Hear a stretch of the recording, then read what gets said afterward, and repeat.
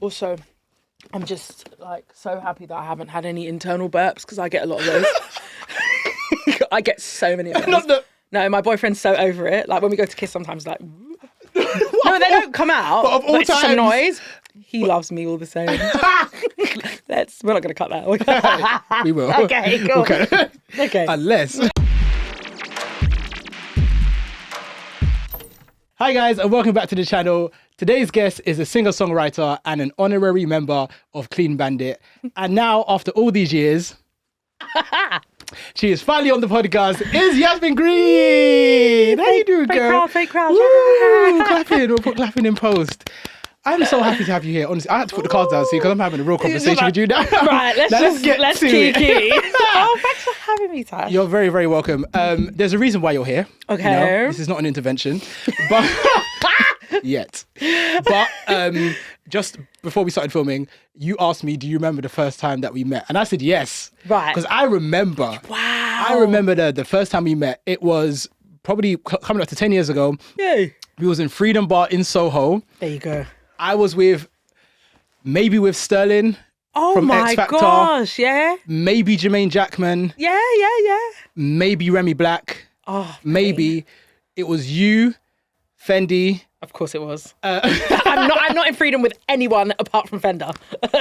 And I think that might have been it. But I remember, like, prior to seeing you in Freedom, I think I'd followed you on Instagram, or maybe I'd known of you on Instagram through Joel, through Mike Howe. Yeah. And so I remember distinctly in my heart, at that time, where I didn't feel like I was doing anything significant. I was like, I wonder how she's going to treat me. Or I wonder what she's going to be like. Because obviously Instagram's one thing, but when you see someone in person, it's a different thing. I remember the whole time you was just open arms, Absolutely. good energy. And it's been the same ever since. Yeah, and so I was like, you know what? Good energy have to run. And so let's run it today. So nice. And that's how we met. Yeah, do you know what? I knew we met on like some sort of drunken night. I couldn't pinpoint where, but I just knew I met you and we got on straight away. Yeah, and absolutely. It was vibes. The same way you're saying I was warm, you were warm. Do you know Thank what I mean? you. No, I appreciate it. So obviously I had to. I literally don't think I've seen you since. What? I don't think I've seen you since. And that's the thing with social media, because I feel like I've been seeing you. Mm-hmm. But it's because I see you, doing this your is thing online. This is it. It's so crazy. It's so crazy. So what you been up to, girl? What you been up to? Baby. Well, what have you not been up to? Well, yeah, literally work, just traveling, touring, like... No, honestly, because Not like, the whisper. I love that. The whole episode is going to be like this. Literally, I love that. But yeah, man, music. I've just been doing music full time, 8 years now. Literally, singing. Do you know what I mean? I was songwriting before, left that. And then, because I just was like, oh, it's hard. Yeah. It's hard because, I find, do you know what I mean? We're not talking about that just yet, but I just mean like... of course. Just in the sense of, the songwriting side of things is like a real passion of mine. I love writing songs, but I found it really tough at the time. So I moved away from music and I felt like, right, that's it, I'm done. Wow. And then it was like, I got back into it just because I saw people like Joel and, like singing like full time. And I was like, hang on a minute. I think I could do that for some cash rather than, like just doing any old job. And like, so since then, like one audition and since then I've been in. Really? Oh yeah. Okay, I want to touch on that. But I want to go all the way back. I want to go all the way back to like early life, way before I met you, way before like you were a star. Oh God. So when you were growing up, like was singing and songwriting always a passion of yours? Always. Really? How early? The earliest. Like my dad's a producer and musician. Okay. So and then his parents were in the music industry as well. So like it's just been in the family. So I, from as young as I can remember, would beg to sit in the studio sessions because my dad's always had a studio at home, like a proper setup. Sick. So like when I was little, I'd be like, if there were weekends and I weren't at school, I'd be like, Dad, please, I'll be quiet. I'll be quiet. Let me just sit in the corner and watch because I wanted to hear the singers. I wanted to watch him produce and like, so I would literally just sit in the corner and I just fell in love with music from then. And I guess cliche, but it's in the blood. Yeah, you know what I mean? that's a blessing because I've had a few people on the podcast so far and one of the things that keeps popping up is like, that resistance from parents like to pursue like a creative field. Right, of course. When I hear a story by which like it's been encouraged and it's like the foundation is there, it's like, yeah, man. Yeah, no. So it should be, man. My parents have been amazing. Do you know what I mean? They've been tough at times. As in like, well, if you're not going to go for it, then get a job because we're not going to support you, which is good. Do you know what I mean? But yeah, if anything, they've been more on me than I've been on myself. Well, I guess maybe, go for it. Yeah, like, maybe because they understand it more. You get me? Like, so I think on the opposite end, where like some parents are like, "How are you going to make money from singing?" Whereas they're like, "I know how you're going to do it, and if you're not doing this, then then do something else." Go do do you that. do you get what I'm saying? Like, it's tough in these streets. Exactly it. That's exactly it. So, yeah, man. For us, then from church, I guess singing in church, but not like every week, like singing in like the band and the praise and worship team. I never really done any of that. Like I did do, but I wasn't like consistently part of like anything like that. But of course that's that foundation for me as well. Like, I mean, I can't lie, the best singers come from church. Come from church. They come from church, right? There you go. It's undeniable. Hallelujah. Something about the church that is hardest is the absolutely. best The anointing. singers, Hallelujah. Literally. And so what was like the pathway after like primary school, for example? Did you go to like a vocational college or like what happened after secondary school? Secondary school, well, the first year I left secondary school, well, as in like, you know, when everyone's applying for college, I wanted to apply for Brit. Yeah. Because, everyone around me, what? No, that's what? No, because... I mean, I applied for Brit. I got into Brit. I didn't go. Oh, you didn't go? No, babe. I didn't go. You go? You know it is, yeah, because I applied for Brit to do dance at the time. Yeah. And then when I went to the audition, babe, there was no competition. There was no competition. Sure. And that was for dance. Yeah. Because I was aware of like what Brits could do for singers, I was like, oh yeah, I'm going to go on in Brits and blah, blah, blah. And I guess in another life, I would have went to the Brit and, you know, I would have had success anyway. You get me? Who knows? But I went into that room and I was the best person in the room. I was like, this is not the place for me. And so I went to Erdang. Sure. Oh, well. So I went to Erdang, yeah. So. I hear that. There was a different, it's different. It's like different kind dedicated. of, yeah. Me? Completely, I hear that. So, did you end up going Brit? I did go Brit. Oh, and lovely. It was phenomenal. Really? Life-changing, actually. Really? I was from my young years, like, well, it's funny because that first year I chickened out and didn't send my application form. And this was what, going into This was going into the first year, I guess, of like college. Okay. So like 15, 16. Yeah. So then I was just, do you know what? I'll be real. I kind of let someone in the class when everyone was talking about like what they're going to apply for, where they're going to go. And, you know, a lot of people were really smart. Oh, SFX and this, that. And I'm like, you do you. Yeah, but I've But got me, just me and this. just me and this. That's what I got. Literally. And one of the girls was just like, you know, you have to be really good to get in there. So I let the doubt get in. Yeah. And me, I used to have like a really bad fear, and which lasted for years, which was like, if I don't think I'm going to win or anything good come out of it, I'm not going to do it because I'm too scared of the rejection. The failure. Like. Of the failure, which is not the right attitude to have. But like at the time I was young, do you get what I'm saying? Of course. Let the fear creep in. So I didn't. So for the first year, I actually went and done a like acting and musical theatre course at Kingston College. Oh, interesting. So I just did that for a year. Yeah. Which was meaty. I hope it's better now. But at the time, I was the best in the room. Oh, and you weren't supposed to be there. Do you know what I mean? I was like, I need to. I'm here because... I need to. So my friends were going at the time. A few of my friends applied and got in, and then I went to see a show there, and they were like, "Yes, you got to apply next year. You got to apply next year. This will. You'd love it. You'd love it." So of course I applied, done my audition, of course, got in, and I promise you, like, it was amazing. Was it 2 years or 3 years? I done the 2 years, and it was incredible. Who did you meet? Like in terms of who was it? Well, Joel. Oh yeah, of course. Yeah, Joel. Yeah. There was a few people that have gone on to do kind of the similar like session stuff that I've done. I don't know anyone you will know, but like I saw Adele perform. Like obviously she was older, like but I went like a couple years before. So was she still in the college? Was she still in? I think it was her last year. Oh, I think it was her last year. Yeah, so it was a better time, man. Yeah, it was a better time, babes. Oh, Brit School is nothing like what it was. Could imagine. Sorry, but it was back then. It was because it was small. Yeah. It was like thousands apply and then 40 get in to like a strand. Yeah. So it was proper good, man. Good quality. But yeah, man. So, but yeah, Joel, I guess from there has, who's still doing it as well. I remember around that time as well, like, I remember there was like a circle of session singers. It was like. Yeah, man. Yeah. You guys are like. Yeah, literally. I just remember it was like you, Mike, Joe, Christina. Yeah. Christina Matovu. Yeah, of course. Oh gosh, there were so many of us. You know, and for some reason it was the same people getting picked, you know. So it was obviously just kind of goes to show that like it was was like an exclusive club. It was a little. Has it changed since? I think it's all them same names, you know. Really? They're still doing it. Of the Kings. They're still doing it, like I love doing that. it. So yeah, man. But yeah, I loved it. It definitely changed my life. But I didn't go to music uni or anything like that. I left and was like, cool, I want to be a songwriter. Yeah.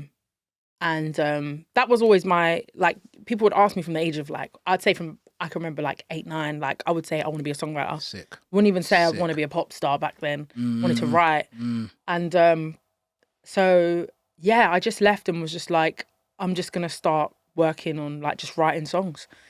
And then I ended up getting management, and it's the craziest story.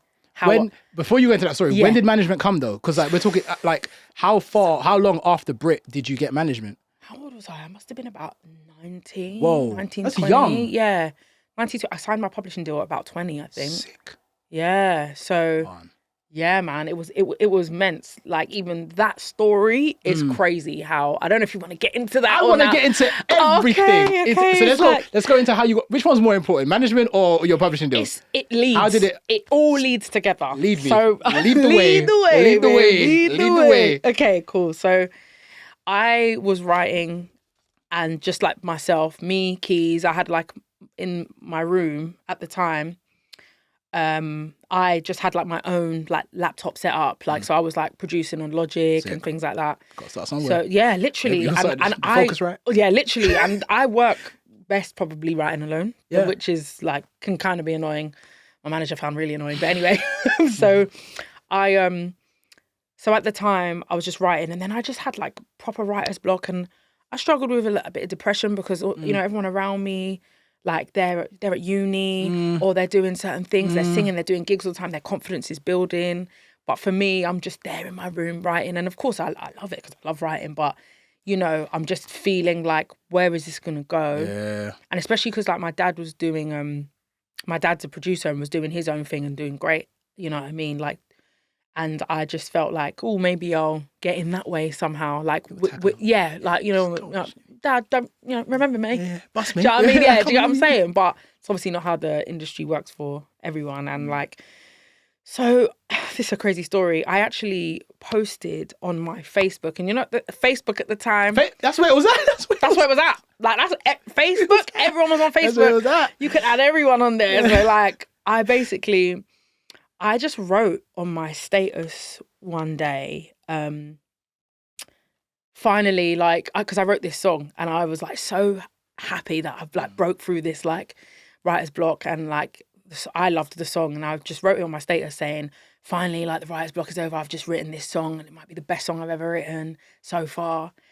And this producer who was on my Facebook called Inflow, who actually is like the producer of all of like, he's Cleo Soul's partner. He like produces all of Cleo Soul's, like he's, you know, him and Cleo do Salt. And so he just like replied and was like, can I hear it? And you was like, what? Yeah. I was like, what? I've been looking up to this guy, like this guy's amazing. Like, so I was like, yeah. So I've said to my dad, like, I need to demo this song. Yeah. Because obviously it hadn't been recorded. It hadn't been recorded. I just was writing it on piano. And I was like, cool. So the next day, my dad, bless him, like, you know, fit me in. I went up to his studios, which was like in Hammersmith at the time. Went up there, recorded it, bounced the demo, and I was like, I've got it. Just still want to hear it? He's like, yeah, sure. Sent it to him, and he was like, where the hell have you been hiding? This is incredible. I hope you don't mind. I've sent it to my manager. I was like, what's going on? What's going on? Can't be true. What's going on? What's happening here? And like, obviously, yeah, and obviously being that young, like 19, 20, you're like, what? This is crazy. Like, do you know what I mean? So then he basically was just like, yeah, I hope you don't mind. I've sent it to my manager. And his manager was managing another writer who I really looked up to at the time and still do. He's amazing, called Talay Riley. He's phenomenal. He's a bell, but I can't. Yeah, phenomenal writer and singer. But like, so he managed him as well, and I was just like, this is crazy. So like, I'm gonna be with the people that I look up to. Like, this is mad. Like, so he then, his manager then got in contact with me and was like, I think you're amazing. Like, have you got anything else? So all my songs, I just started demoing them, recording them, sending them over, anything that I'd done alone or with like my dad. And he's just like, wow, it's amazing. He was like, can I put you in some sessions? I was like, yeah, Yes, great. actually. So yeah, I'd love Please, to. please. I would love to. And then before I knew it, I'm like working with like a lot of writers and artists who were really like doing amazing at the time, like really like all over the UK charts, you get what I'm saying, like doing a lot of stuff. So I was like, great. And I had my manager who I ended up going with and this other guy who wanted to manage me. So I kind of felt like, oh, like a bit of a bidding war going on here. Went from being in the bedroom to being like, oh, literally, actually. one at a time, guys. One at a time. High demand. Literally. High demand. Literally, it felt like that, man. Like, and like, so my manager at the time was like, listen, well, before he became my manager, he was like, listen, of course, there'll be all these amazing managers. I'm not going to talk bad on any of them. But he was like, if you go with me, I'll get you a publishing deal within 6 months. Oh. He was like, trust me on that. And I was like, okay. So then I was basically like, okay, cool. I trust you. I felt that his passion, do you know what I mean? And within 5 months, not even the whole 6. Oh my God, she said I'm early. Yeah. And it was at the time for me not having any hits, just doing sessions. Yeah. It was a great publishing deal, like great advance. Yeah. Like people were signing for half of what I signed for. Nice. Like, do you know what I mean? So it was a blessing. Like at the time it was amazing, man. So and was there any like apprehension? Because like you know how the music industry is like, you know, oh, I want to be a manager, I want to manage you, you get me, and you get ripped off. Like was there any apprehension? And especially obviously having your dad who's, you know, in it, was there any like do you know what?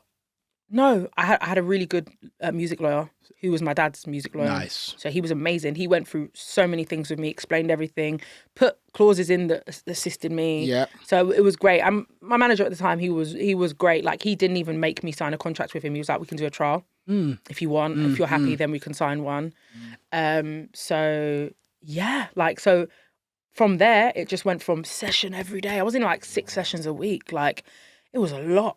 And then, of course, as being that young and getting a lot of knockbacks, just took a toll on like my mental health, I'd say. And so what were the knockbacks like? What was it like being in the sessions but not seeing songs get released or like? Yes. Very much that. I think it was like, it's really hard for your song to kind of compete with other writers who have had success. Yeah. So I came across that maybe like I can think about 3 times where I had songs nearly like cut, you know, especially one, like it was like, oh man, this is going to be the one. Like this is going to be the one. And then the band who it was for went with another songwriter. I'm not being funny. The songwriter's an amazing songwriter and a big name. The song was terrible. The song was dead. And it didn't do anything. But they would rather take the risk of going... Or the lack of risk. Yeah, you know, exactly. The lack of risk, exactly. So, yeah, it was all those. And I think, like, that one was kind of the last one that really knocked me. And I just didn't deal well with it. And I just went into a little shell. And how old was you then?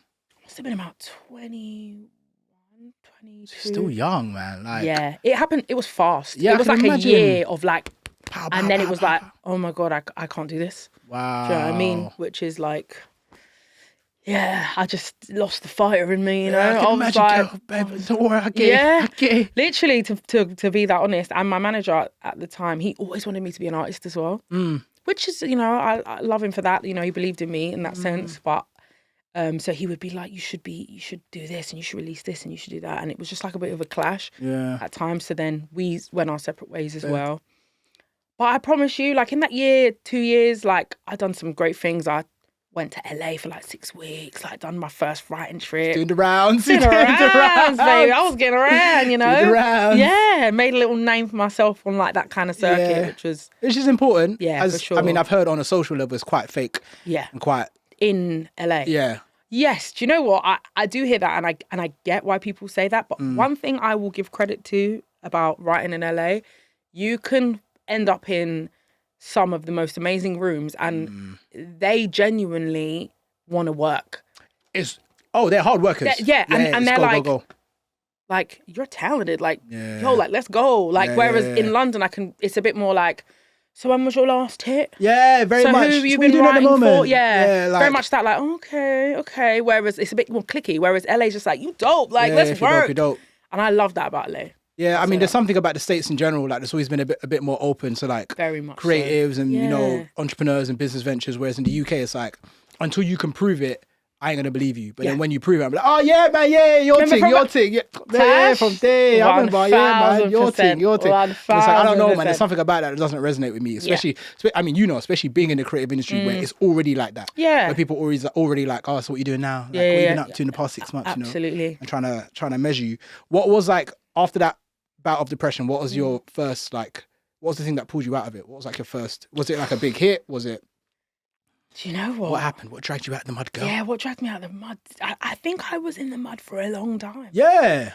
I think I was in the mud for a long time. I left music for a long time. I started working like in an opera house in a bar.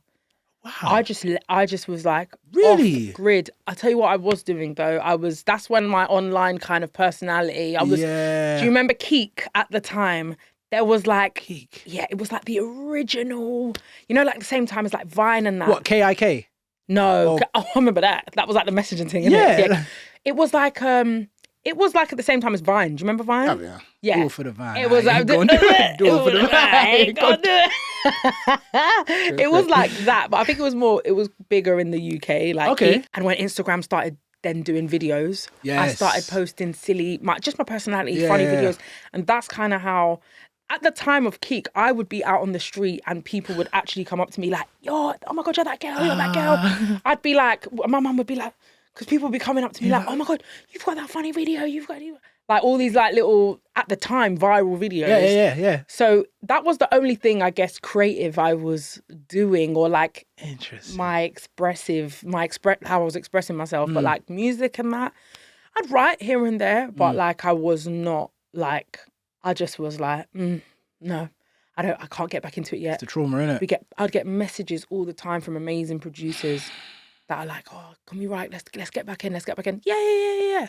I'm just like ghosting. I'm just like, going to the bar, eating the bar snacks and going home. If I'm being honest, Tash. And they weren't snacks, they were like sandwiches and stuff, like full on. Does the bar know about this? They caught me a couple of times. Said, do something. They know now. It's crazy because I feel like we may have had like parallel situations where after Erdang, I kind of went through the audition process and like knock back, constantly being told like, oh, well, we want you to be like this, or be like this, but be like this, but be like this. And don't be yourself, but be like this, And what's this for dance? Like, well, it was musical theatre, innit? So it was like musical theatre, dance. Yeah, and I always felt like I was always like smack bang between everything. Whereas like I wasn't as good of a dancer as Remy, wasn't as good of a dancer as as good of a singer as Sterling. And so it was like I was good at all these things, but like there wasn't something that I really specialised in. You feel me? Sure. And so it's like when I'm going to these auditions, they don't quite know where to put me. And so I remember like after a while, I was like, well, if you don't know where to put me, I'm going to put myself somewhere. You get me? And so around that time, I was working at Tesco, as you was probably working at the at the bar. Yeah. And yeah, you kind of look around, you start seeing people like, oh, this person's going to do that, and oh, they're doing that. Literally. So did working at the bar feel worse than the idea of going back into music? Or was it like a safe space? I guess it was a safe space, but you know what? I still had this sense of like, I don't know what you'd call it, but like, I don't know if it's pride or like, I guess so. It was kind of like I wanted to work where no one would find me. Because everyone still looked at me like, oh yeah, because I released a couple songs as well, and like had one song that like at the time I would say done pretty well, like especially like SoundCloud days, like that SoundCloud actually really put me on. I'd say like a lot, that I got a lot of attention. Time, I love yeah. SoundCloud. I know. We're just literally showing our age. It was better than now. I don't care. I don't care. I don't care what anyone says. No, it's true. What a time, man. And so I was releasing things on SoundCloud here and there as well. But so I think I kind of had this like a little bit of like an embarrassment of like, I'm not doing what I know everybody thinks I should be doing. And I deep down should know I should be doing. But I just couldn't face like actually just like stepping back into it and going for it. It's tough. Honestly, it's real tough. And I also understand now it kind of makes sense because I don't remember you ghosting. I don't remember you going off into the bar. But maybe it's because I went from seeing you doing music and sessions and whatnot to then seeing you in my face being funny to then eventually going back to doing music again, you know? So it's like, it's always, I guess from the outset, it's probably looked like a clean sweep, whereas for you, yeah. Oh yeah, and that's what's so interesting. That social media won't it do it? Yeah, this is it. Like, I mean, I had someone the other day ask me like, he's like, "Oh, Tash, you ghosted," and I was like, "Did I?" And he was like, "Oh yeah, I mean, you got into a relationship and ghosted." And this is someone that knows me, innit? And it's like nothing against him, but he can only go off what social media shows him. You feel me? And it reminded me, I was like, okay, cool. So only thing people have seen me do is getting this relationship, and then I'm no longer available. Sure. But what he failed to realize was that I got a 9 to 5, and so there you go. That's why I don't want to be there. Right, and then that other time you want to be with your partner. You get me, like, and so all you're seeing, I'm not going to post my 9 to 5. Yeah, like, there ain't nothing going on there. Sure, you get me, like, so the only thing you are seeing is me not be about, but you're seeing what little you are seeing, and so people make assumptions. So yeah, I completely get why. To me, it seemed like he ain't stopped. Yeah, that's so funny. But there was like a big break. Chunk. Big I mean, sometimes you need to go through it. And so, fast forward. Yes. What was it that pulled you out? Again, roller coaster, but really briefly, I went through just when I was going to leave. I decided to leave the job, and like I thought, right, I'm going to release an EP. I'm going to go for it. Oh, we're smiling and we're clapping, but baby, what? I ended up being diagnosed with like bad anxiety disorder. So I kind of had a bit of a breakdown, just like a switch. You know, like quarter life crisis. But yes, I had one. Tell yours first. Yeah, really. Tell yours first. I think so many people. Like, so I was talking to my friend about this the other day. I think we all go through it. I've seen people around me go through it. Like, and it's around that kind of age. Like, it was a mess. Yeah, it was bad. I broke down. Yeah, I fully broke. Wow. It was mad. Yeah. Tell yours. Wow. Okay. I can't wait to share today. We're sharing. So it was bad. I'm talking like I had at least about 4 to 5 anxiety attacks a day. It was bad. And it was like, and I think when I look back, I know it's because I knew I wasn't walking in my purpose, and all this fear and not being happy because I wasn't doing what I know I should be. Yeah, what you're supposed to do.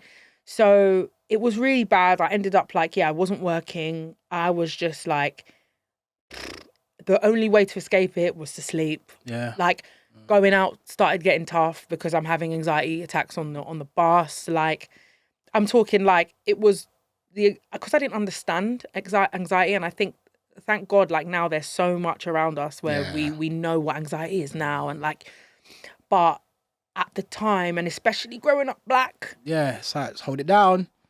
Right. What are you crying for? What's anxiety? Yeah, how do you spell that? Yeah. Right, because I ain't never heard of it.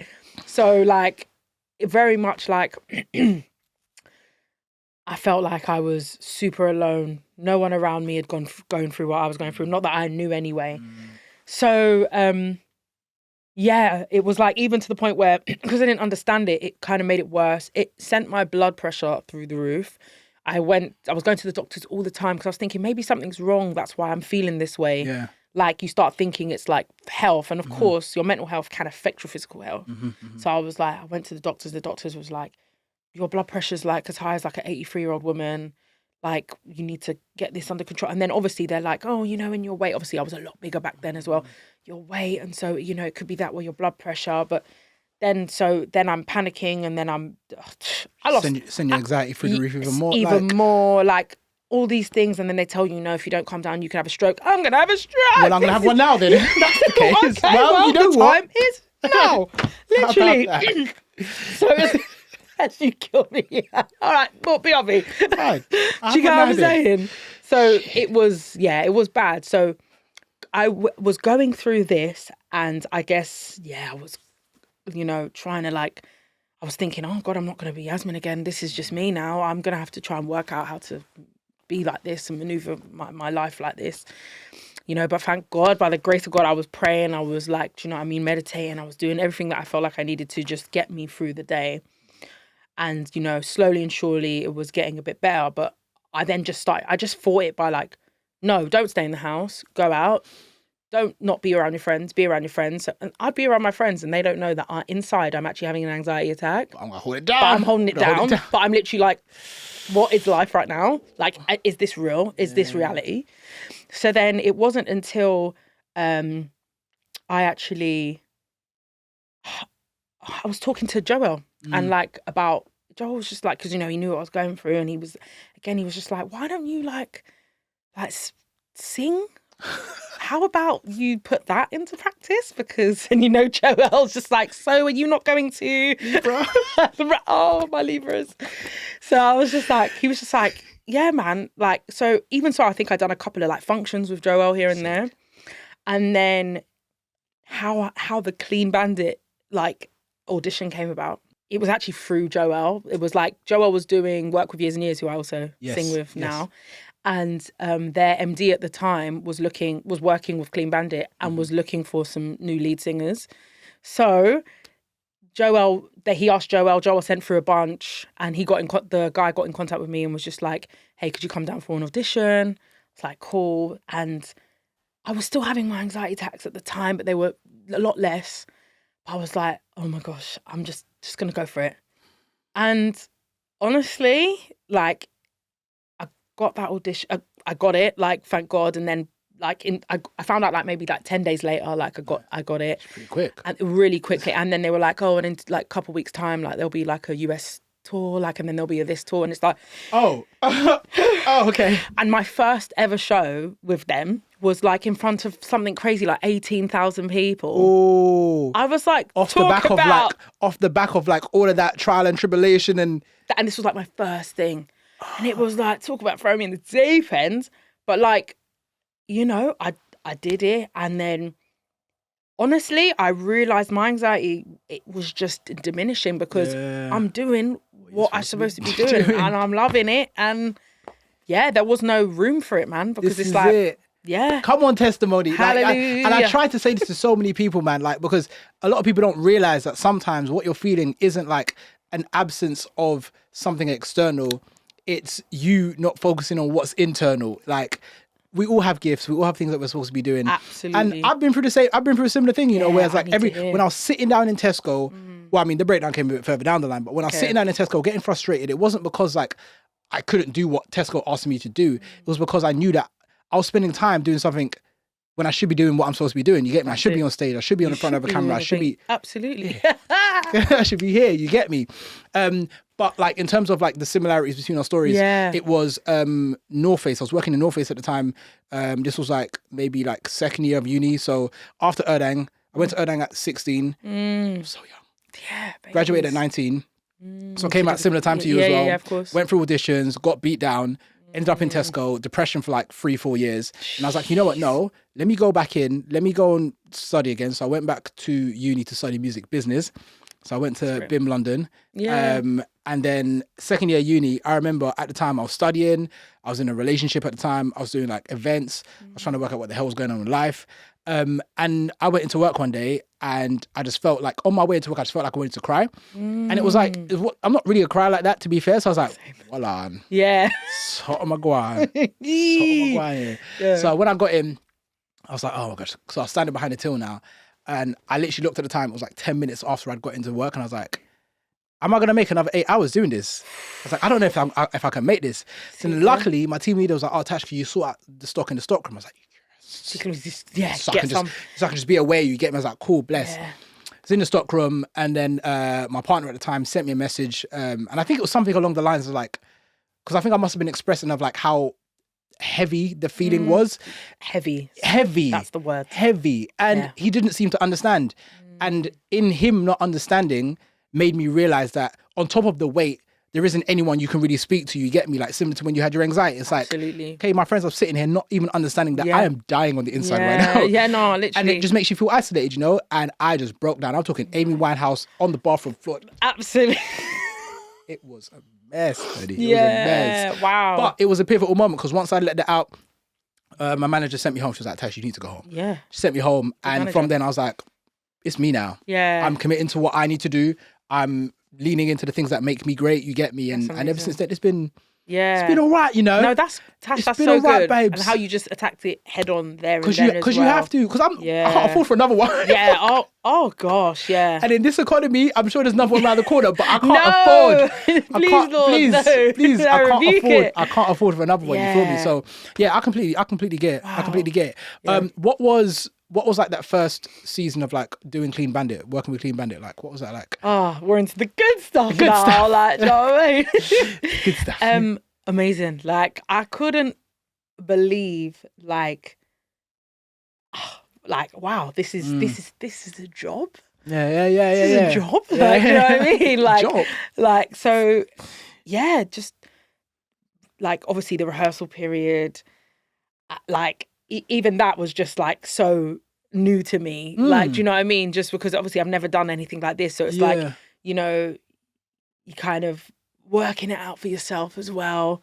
And even just realizing like, oh, and I'm gonna be doing like leads. Do you know what I mean? And also, I will say, I think just before Clean Bandit, I did some stuff with Stormzy as well. Yes, of course. Stormzy was probably the first like kind of like taste of that kind of session work that I'd done. Do you get what I'm saying? But you was lead with Stormzy as well, right? Stormzy, yeah. Well, he called me to do I think it was his first ever live lounge. So we look like babies. If you see it.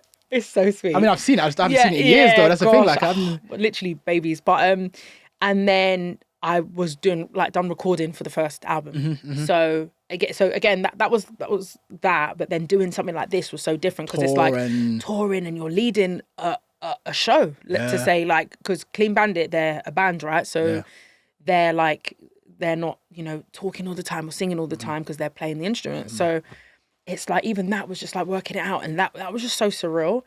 And like just going from literally being depressed and having anxiety attacks to all of a sudden New York. Do you get what I'm saying? Like some nice things will switch real quick. Yeah, literally. But oh man, so fun, and they are my family now. Like I've been doing it for like 8 years. Honorary member. I'm telling you. Yeah. So was this before or after the EP? This is obviously before the EP. Before, yeah. So what made you make that transition from doing from going from doing oohs and ahs to doing lead to then doing the EP? You're good at this. Thank you. Thank you very much. Purpose, walking in your purpose. Hallelujah. So obviously the songwriter is in me. Yeah. And like if I'm writing songs and they're not for anyone, they must be for me. Right? So this is for me. So I just ended up, these songs came so quickly. That's how I knew it was meant to be. Organic. It was inspired. It was like, yeah, man, the first song I actually wrote off the EP was a song called I Want Babies. And that was just in my room, like on my, like, you know what I mean, my voice recorder, like my phone. And I wrote it in like 10 minutes. Sick. And then That's when it's just literally all the songs came so quick. And I just basically was like, I went to my dad because I like to do everything alone and / with my dad. Yeah. So I was like, I think I'm gonna do a project. I think I'm gonna do it. And I think when was it just after lockdown or was it 2020? Because I released it 2020. Yeah. So just after or just coming out. Yeah, what blur. It was a blur. What blur. So it was back. Right. So then I was just basically, I think it just felt right. I'll be real. It just felt like this is inspired. This is a lot of what I'm singing about is, especially Flamingo, was like that's like everyone's favorite as well. You don't understand. I think everyone can really relate to it. You don't understand. Yeah. Flamingo's such a good song. Thank you It's because it's just so simple. It just like it says what it needs to say. It has a message. It has a reference point. You get me. There's not all of this like throwing sauce for the sake of sauce. It's just thank you. I appreciate that. Just does the job, babes. Oh, I really appreciate that. Still on my Spotify till this day. Oh, thank you. Till this day. Yeah, that's my most played song for sure. Like, I just think it really resonates with everyone. And even for me, I cried like writing it. Like, good. Yeah, I literally did. It was like, and it's so funny actually because before lockdown, I wrote the chords and came up with the chorus. It just came to me. I actually think I've got a video of me by the pool just vibing, and it comes up like naturally, organically. And then I think I just was listening back to it, and it never left my mind, like the chorus. Yeah. And then the concept just like it fully made sense to me. Like it just started flowing. Do you know what I mean? So, yeah, I was just like, yeah, man, it's this. I think people need to hear this. Yeah. Do you know what I mean? I mean, it was, Flamingo, when you're going to get up and go? When you're gonna get up and When go you gonna get up again and go? about walking in your purpose. Yeah, this is There's it. Get a up and theme go. here. Like, There's a theme here. and so, like, why haven't you released anything solo-wise? Yeah, I thought that was coming. Yeah. Thought that was coming. It's real Thought stuff. that was coming. Personal questions. Yeah, no, it's good. It's good. What's going on? Challenge me. Yeah. People want it. Yeah, no, it's true. People do, because that's what, 5 years? Nearly 5 years now. When it gets to November, nearly 5 years. That's crazy. It was like yesterday. Yeah, that's mad. So, what's tough, I'd say, for me anyway, is juggling things. I really struggle with that. That's okay. And obviously being so busy, touring and doing all these other things and sessions for other artists, and it's my bread and my butter, do you know what I mean? So it's like you get so used to doing that and living like that, and I love what I do, do you know what I mean? So with the artist side of things, I know there's an artist in me, but in terms of like fully committing to it, it's not something that I think I just want to do. Do you know what I mean? So it's one of those things of like, I'm not done releasing. I will be releasing. Like, do you know what I mean? And I have songs that are there ready to kind of... I'm ready. I'm ready. Literally ready to go. So yeah, man, you might hear a few things this year. You might. Come on, TashTalk exclusive. Right, Shit.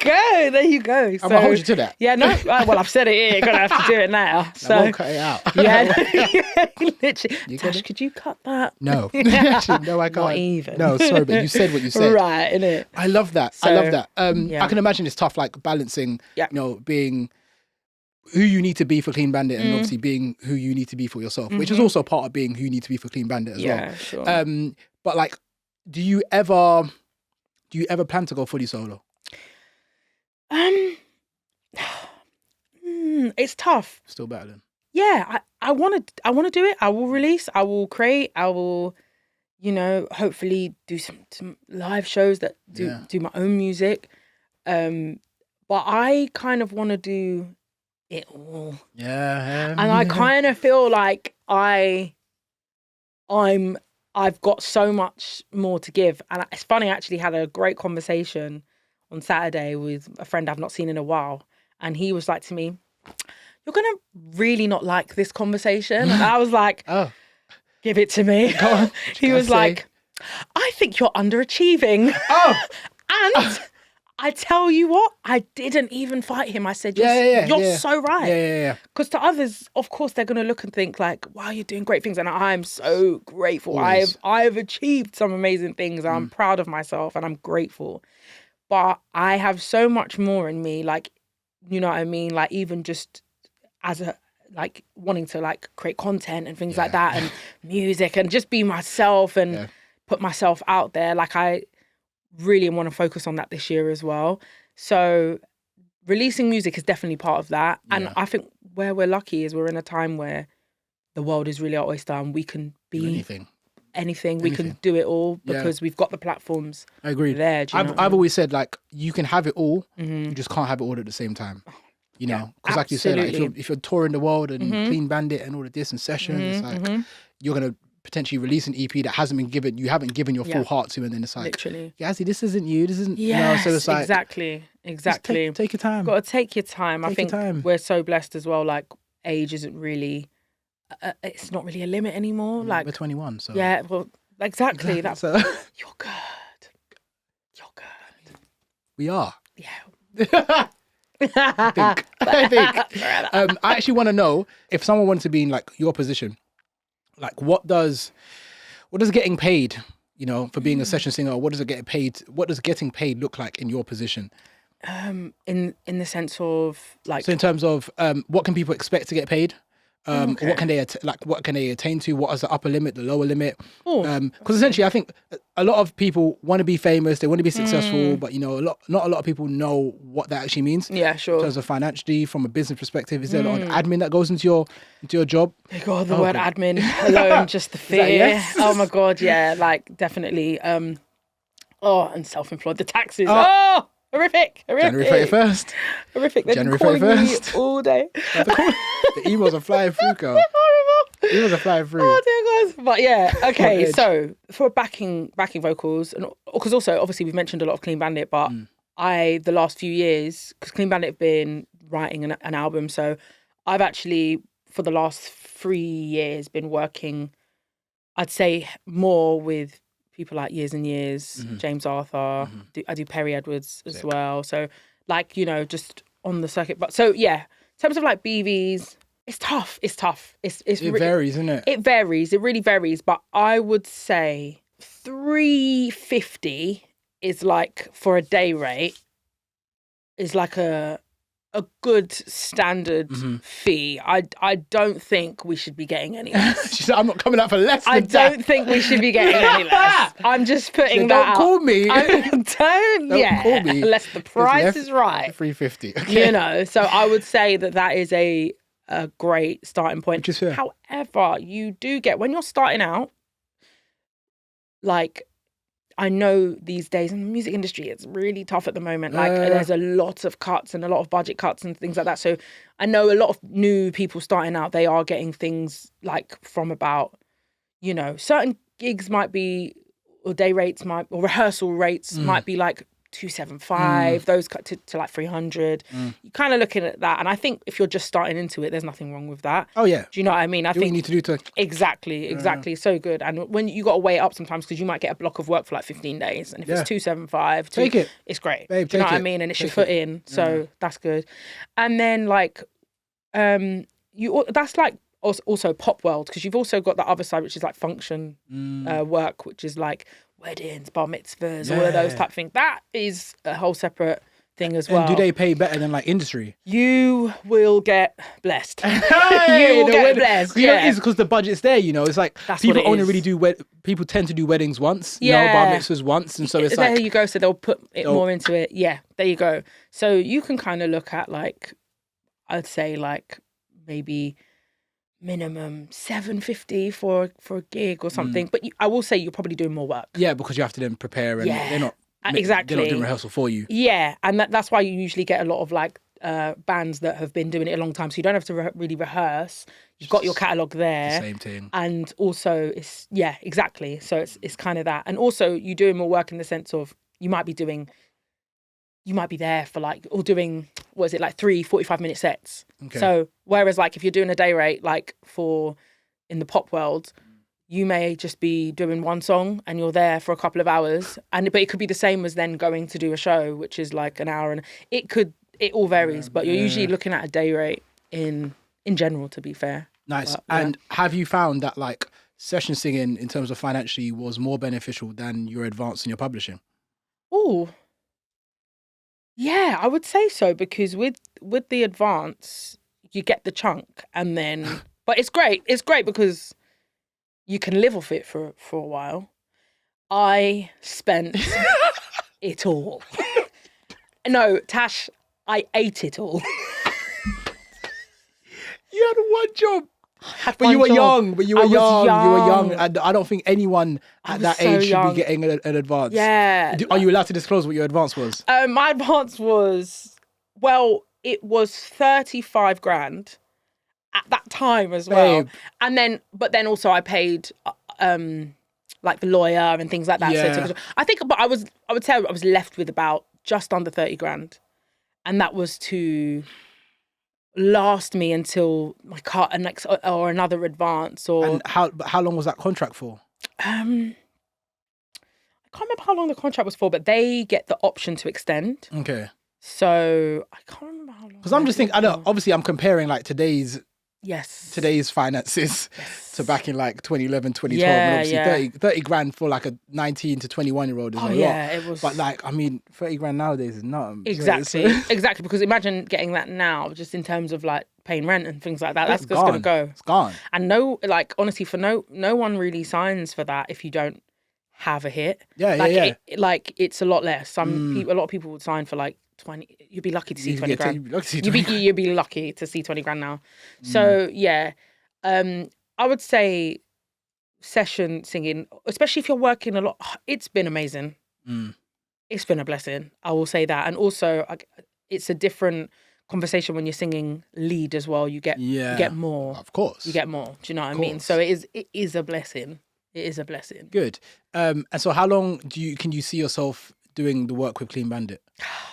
I'd work with them forever. I love them. I love them so much. And me and Grace, we're like that. That's my dog. Like, so it's really easy to just work with them. Do you know what I mean? But of course, they go away for like big periods of time. Like one year I didn't do anything with them. Like they were just writing. So that goes. Do you know what I mean? And but I guess I was doing juggling everything. And I think I had weeks where it would be like 1 week Mabel, 1 week Perry, 1 week James Arthur, 1 week. But I love it because you get to mix it up and do it seems to be like you say, like the circuit. There seems to be like it's the same. Yeah, for sure. It's proper. Yeah, it's proper tightly knit. It is tightly knit. I would say that. What's great though is, and I will shout out Mike actually. Yeah. Because him and Ashton, they're music directors. Yes. They're so good at being like, we're looking for such and such and such. So it's not always.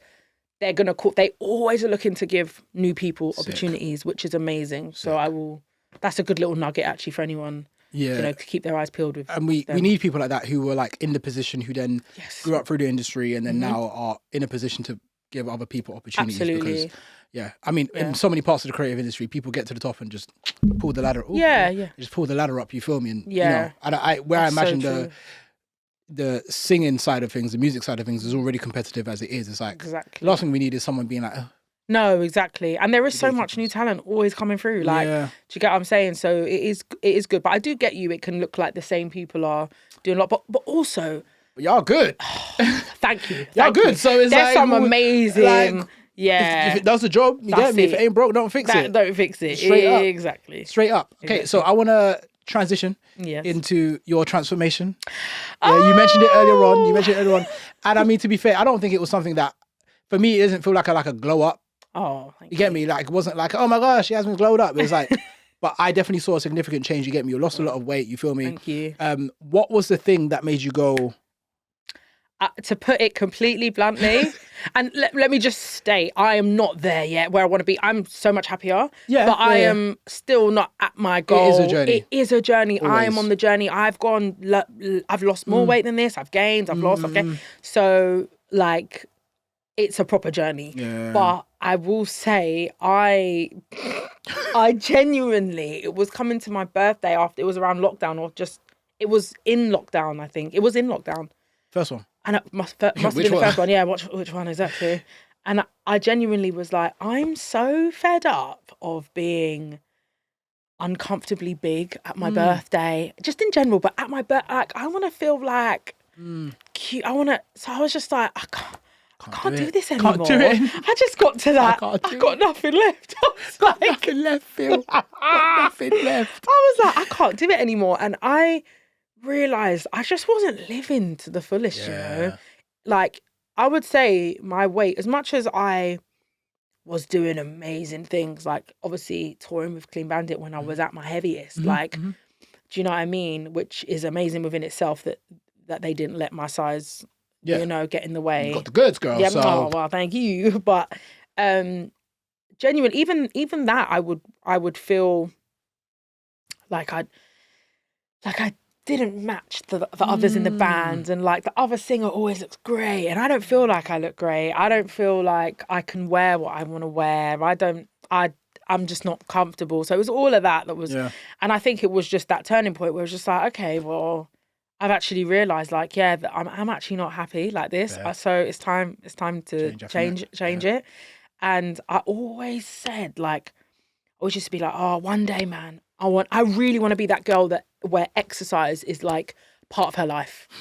And I really am that girl now. Even though I'm not there where I want to be. You be on the Stairmaster at 11 p.m. Yeah, and I'm like, literally. how is she doing this? By the grace of God. I'm in my bed, yo. Yeah, I'm in my bed. no, I mean, honestly, that, because let's face it, I've been big all my life from a kid. So I was always fad dieting. I did like liquid diets. I did this, I did that.